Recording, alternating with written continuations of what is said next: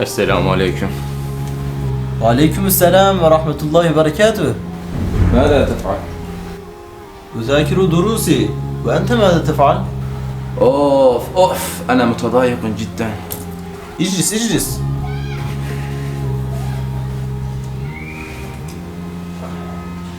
لماذا أنت متضايق يا أخي؟ لا أعرف ما هو السبب. أنا أعرف سبب ذلك.